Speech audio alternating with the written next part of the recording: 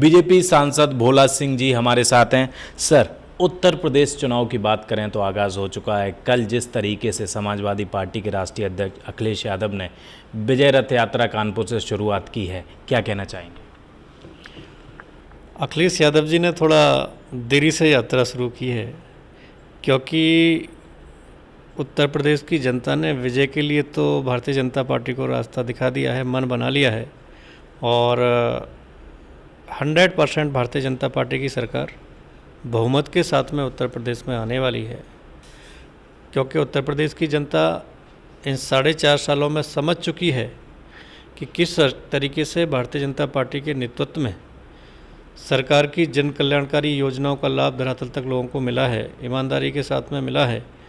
और सबसे बड़ी बात, जो गुंडा राज उत्तर प्रदेश में था, जो माफिया राज उत्तर प्रदेश में था, उस राज से उत्तर प्रदेश की जनता को मुक्ति मिली है। उत्तर प्रदेश की कानून व्यवस्था, लॉ एंड ऑर्डर बहुत ही सुधरा है।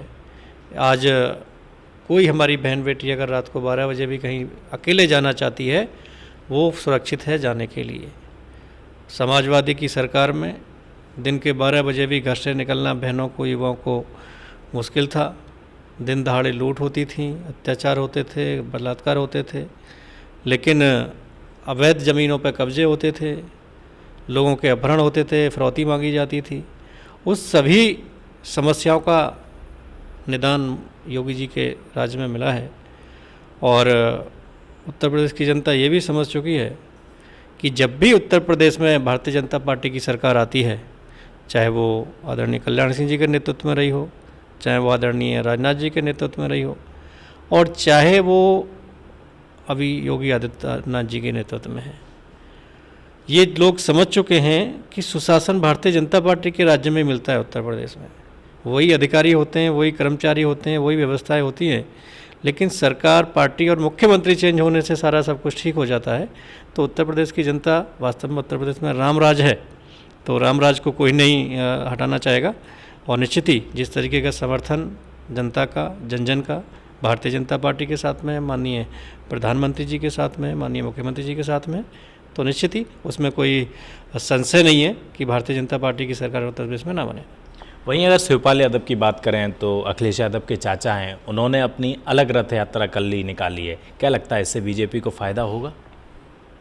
देखिए, सबका अपना वो होता है और हर व्यक्ति राजनीति में पद से पहले सम्मान चाहता है। जिस तरीके से शिवपाल जी ने पूरा समय सब कुछ अपना पार्टी को सींचने में दिया और जिस तरीके से उनको अपमानित किया जा रहा है, तो ये चीज़ें गलत तो हैं। इसमें तो जनता को निर्णय करना है कि उनके जो अपमान उनका हुआ है, किस तरीके से उनको समर्थन करना है, किस तरीके से उनके अपमान का बदला लेना है। कांग्रेस की बात करें तो प्रियंका गांधी लगातार यूपी दौरे पे हैं। लखीमपुर कांड की बात करें तो वहाँ पर बराबर जा रही हैं, उसको किस तरीके से देखते हैं? देखिए, इस देश के इतिहास में आज़ादी से लेकर 57 साल कांग्रेस ने राज किया और उन 57 सालों में ये दलितों को बहकाते रहे, बरगलाते रहे और उनको अपना वोट बैंक मानते रहे। उनको जीवन यापन करने वाली किसी आवश्यकता के बारे में इन्होंने चिंता भी नहीं की।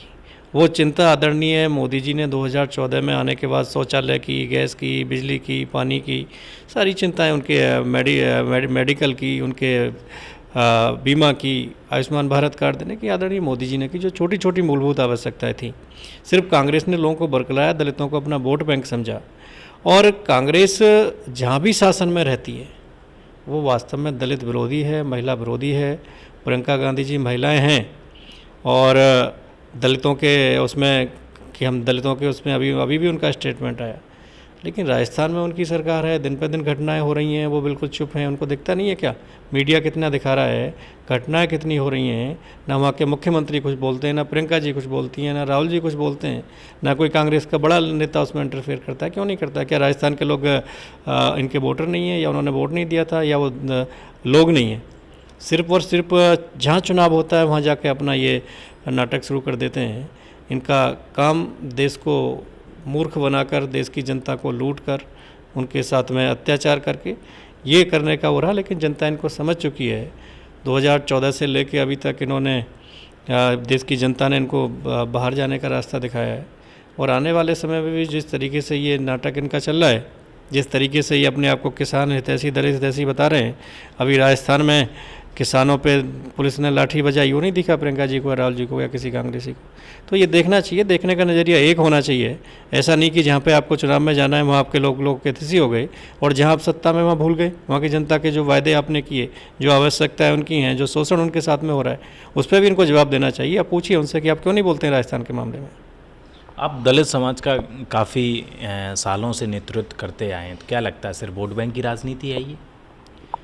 देखिए, दलितों का शोषण तो कांग्रेस ने किया और पहली बार आज़ादी के बाद आदरणीय मोदी जी के आने बाद देश में दलितों को जो जीने वाली मूलभूत आवश्यकताएं थीं उनके बारे में उन्होंने चिंता भी की, उनकी योजना भी बनाई और धरातल पर उनको लाभ भी मिल रहा है।